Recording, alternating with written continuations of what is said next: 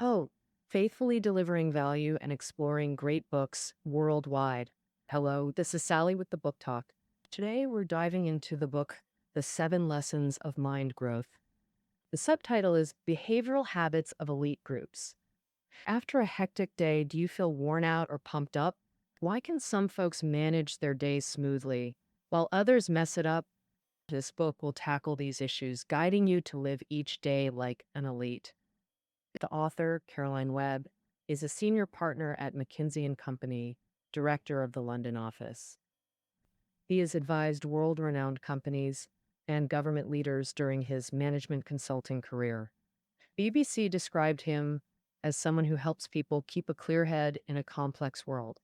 He wrote this book based on the latest research in psychology, behavioral economics, and neuroscience. This book reveals how elites efficiently manage work and life through 7 lessons. Like, how do the elites juggle multiple tasks at once? And how do they bounce back fast from failures? Sorry, how can we live a day like the elites? I'm breaking down these 7 lessons into 3 sections for you. First, boosting your work efficiency. Second, tackling communication hurdles. Third, mastering your emotions. First up, part 1, boosting work efficiency. Every day at work, we're bombarded with choices, like where to kick off with our tasks. When problems pop up, who should we talk to? If you pick wrong, your whole day could be thrown off. So, step 1 to better efficiency is making smarter decisions. To boost decision accuracy, let's dive into how the brain makes choices.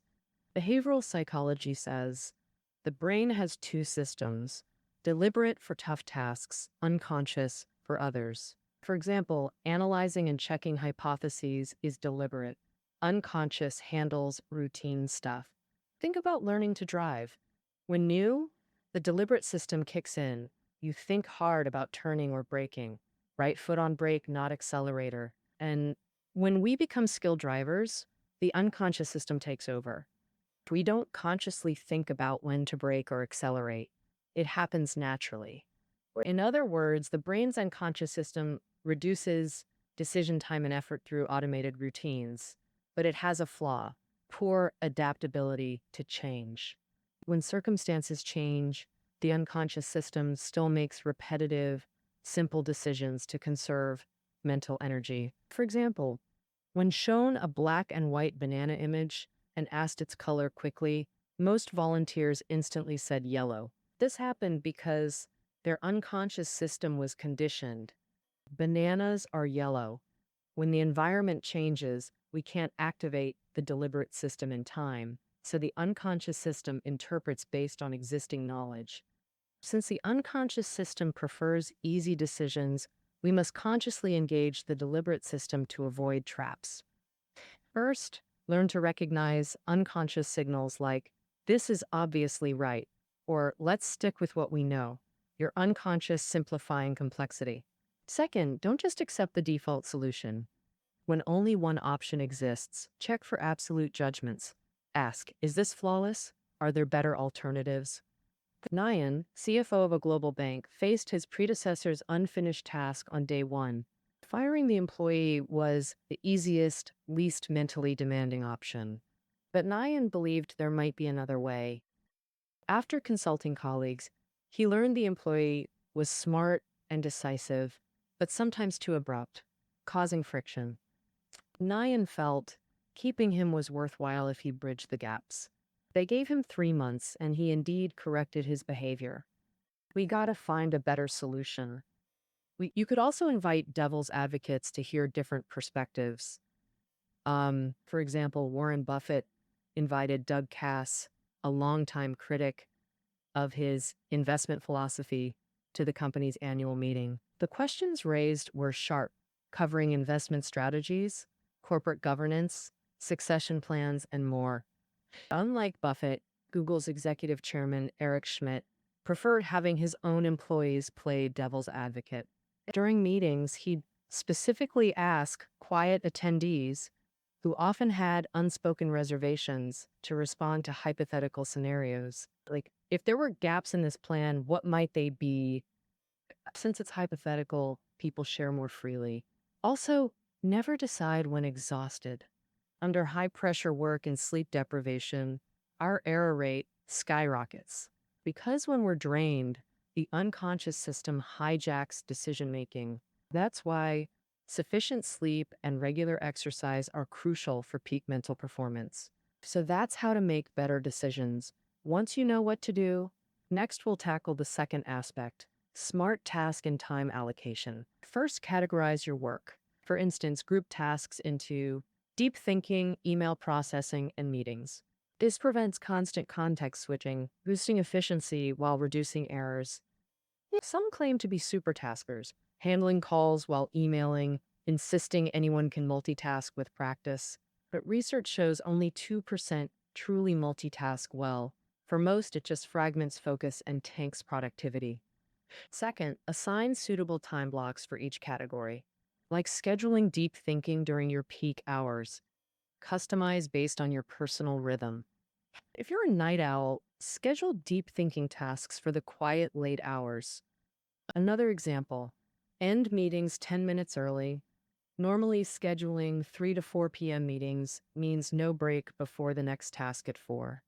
So instead, schedule schedule 3 to 3:50 meetings, giving everyone breathing room for smarter task allocation.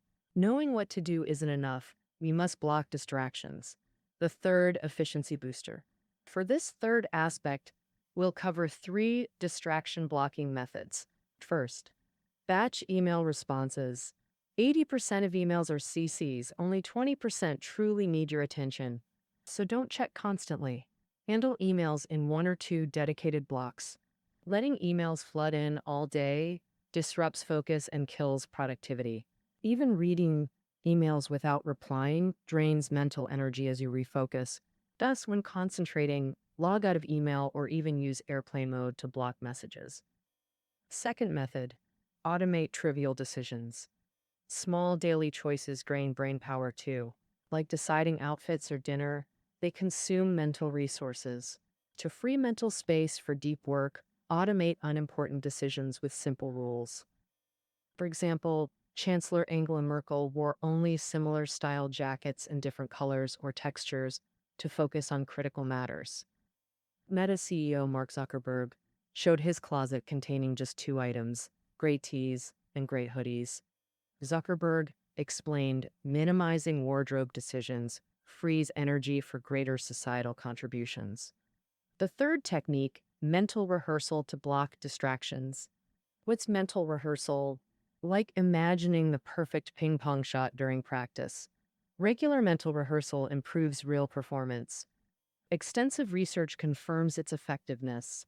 Researchers had 2 groups of beginners learn a piano piece, testing their accuracy after a week. The key difference, one group practiced mentally only, while the other physically played. After a week, the physical group performed better, but after just one physical session, the mental group caught up. Mental rehearsal works. It works because frequent mental practice strengthens neural pathways for piano movements. This makes those actions easier to access when needed. So, if we mentally rehearse blocking distractions, we'll execute decisions better. For example, imagine your distraction blocking routine before sleep to stick with daily runs. If it rains tomorrow, grab the waterproof jacket by the door. Politely decline colleagues inviting you out after work. No excuses to skip running. That wraps up part 1 on boosting work efficiency. Quick recap. First, better decisions through spotting unconscious signals, questioning defaults, and avoiding fatigue. Second, smart time allocation by categorizing tasks and assigning time blocks. Third, 3 distraction blocking methods: email batching, automating trivial choices, and mental rehearsal. Now, part 2, overcoming communication barriers. Efficiency alone won't perfect your day. We must interact with others constantly, like getting colleagues' cooperation, giving clients decision data, or reporting breakthroughs to bosses. But reality, communication often hits roadblocks. Ever seen clients doze off during your painstaking PPT? Or brilliant ideas ignored by your boss? Here we'll tackle two major communication barriers and solutions. The first barrier comes from the unconscious system. In human communication, the unconscious system conserves mental effort by making us prefer simple, familiar information. When your delivery is unclear, the listener has to work harder to understand. Their unconscious system then filters out complexity, keeping only familiar information, creating communication barriers.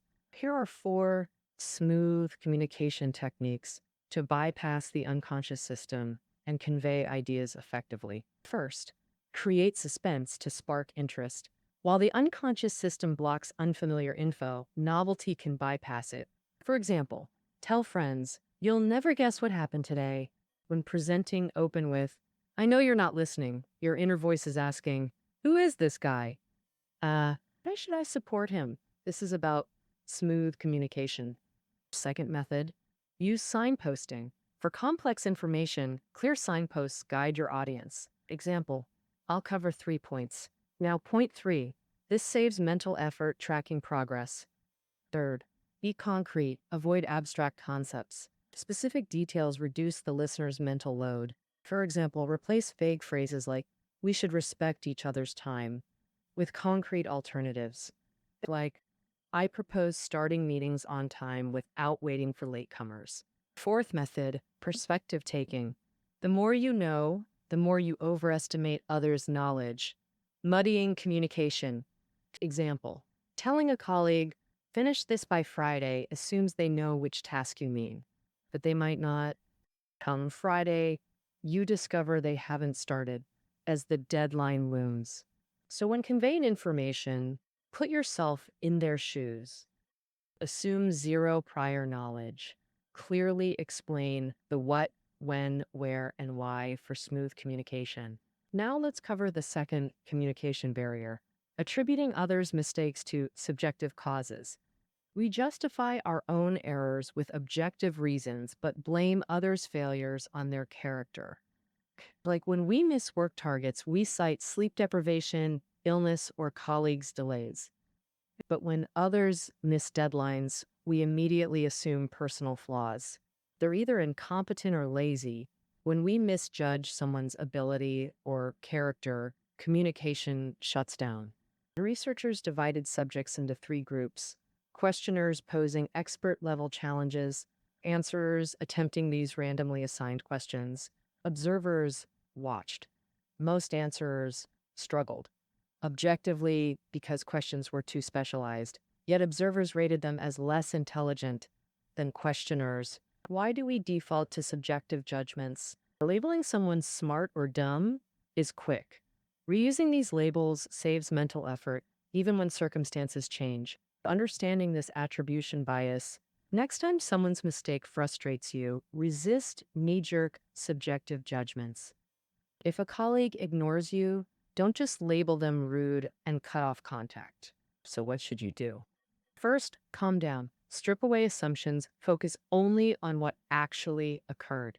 Don't assume your colleague acted intentionally. Second, seek possible objective explanations for their behavior. For instance, could they be dealing with something difficult? This reframes them from offender to potential victim. Finally, sympathizing helps maintain composure for constructive communication. For example, take the initiative to break the ice and greet them. That concludes part 2. In this section, we covered 2 communication barriers and solutions. Let's do a quick recap. First barrier, communication obstacles from the unconscious system. We discussed 4 smooth communication techniques: creating suspense, using signposts, avoiding abstraction, and perspective taking. Second barrier, attributing others' mistakes to subjective causes. First, eliminate subjective factors. Second, seek objective explanations. Finally, communicate calmly. Now, part 3, mastering emotions. Work doesn't always go smoothly. When facing setbacks, how should you adjust emotionally? How to quickly get back on track? The author offers emotion management methods grouped into 2 aspects. First aspect, recovering quickly from setbacks. 3 methods included. Method 1, recall past successes. This rewards the brain, maintaining positivity and speeding recovery.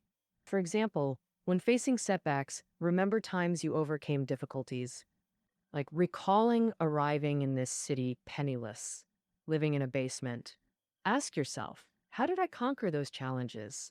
Given how far you've come, what are these setbacks now? Second method, create distance by self-dialoguing as an observer. Ever felt giving advice is easier than solving your own problems? Studies show describing unpleasant events from a third-person perspective brings calm. In a stress test, two groups prepared speeches. 3 minutes before, Group 1 pondered, "Why do I feel anxious?" Group 2 pondered, "Why would someone feel anxious?" Results showed Group 2 performed better. Next time you face setbacks, imagine you're a passing stranger. The unpleasant event happened to someone else. From a neutral perspective, what advice would you give? You can also create distance in time by asking yourself how you'll view this in a month or a year to recover quickly from setbacks. The third method is abandoning sunk costs and facing the future. So, what are sunk costs? Take watching a movie. You start watching, find it boring, and the ticket money you paid is your sunk cost. Now, do you choose to leave the cinema and go shopping happily or spend an hour finishing the movie? Typically, you'd finish the movie, but since you've paid regardless, why not choose to be happier by going shopping? This happens because we magnify the loss feeling and overlook the benefits of giving up sunk costs.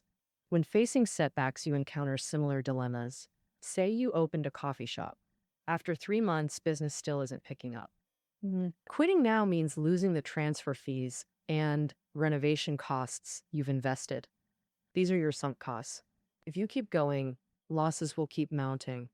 And what you should do now is first imagine starting fresh, wiping all previous costs. Then, without sunk cost bias, assess the potential losses and gains of continuing versus switching careers. And finally, compare both options and ask yourself, persist or quit? Next up, the second aspect of emotional control. Staying optimistic keeps you energized all day. Here, I'll briefly outline 4 ways to stay optimistic. First method, focus on happy things. The more attention we give to negatives, the more we notice the bad. For instance, losing your wallet can sour your mood for days, making everything seem worse. On the flip side, happy events boost your brain's optimism. Studies show that even a tiny happy event, recalled daily for a week, can sustain optimism for months. So, upon waking, try recalling 3 small joys from yesterday. Like yesterday it rained, but you had your umbrella or didn't forget your keys. Second method, acts of kindness. Helping others lifts your own spirits. Neuroscientists scanned volunteers' brains in 2 scenarios: when deciding to donate to charity and when receiving money themselves. Scans showed identical reward system activation in both cases. While you can't donate daily, start small with unexpected compliments, like telling someone that dress looks gorgeous or offering help when colleagues are overwhelmed. Third method, create victory moments. Completing tasks releases dopamine and endorphins, feel-good chemicals that motivate us to repeat success, creating a positive loop. So jumpstart the cycle with an easy win, like tidying your desk before work, or breaking big goals into small steps listed in a notebook. Each small victory gives you that winning feeling. Fourth method, engage strangers. Broad social connections boost happiness. LSE research found extensive social networks boost happiness, equivalent to an extra 140,000 annual income. Chatting with strangers builds wide social networks, like greeting a neighbor in the elevator whose name you don't know. At checkout, don't just stare at your phone. Ask the cashier, "Busy day today?" That concludes our reading of The 7 Lessons of Mind Growth. Let's recap. The author integrates psychology, behavioral economics, and neuroscience into 7 lessons.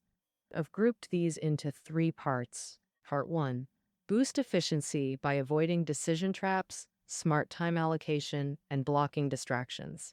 Part 2, addressed communication barriers and solutions. To fix unconscious system caused blockages, use suspense, signposting, concrete language, and perspective taking for efficient communication. The second communication barrier is attributing others' mistakes to subjective reasons while forgiving ourselves. We impose strict standards on others for their errors. This demands that we first exclude subjective factors and avoid emotional involvement. Second, seek an objective explanation for others' actions. Finally, break the ice and communicate with them in a calm manner. Finally, in part 3, we covered emotional control, recalling past successes, abandoning sunk costs, kind acts, chatting with strangers, etc. All help foster positive emotions, break old habits, and build new ones. It's challenging, but crucial. To start small, cultivate habits gradually, live each day well, and kickstart your career anew. All right, that wraps up our interpretation of the 7 lessons of mind growth. Listening notes are below. See you tomorrow.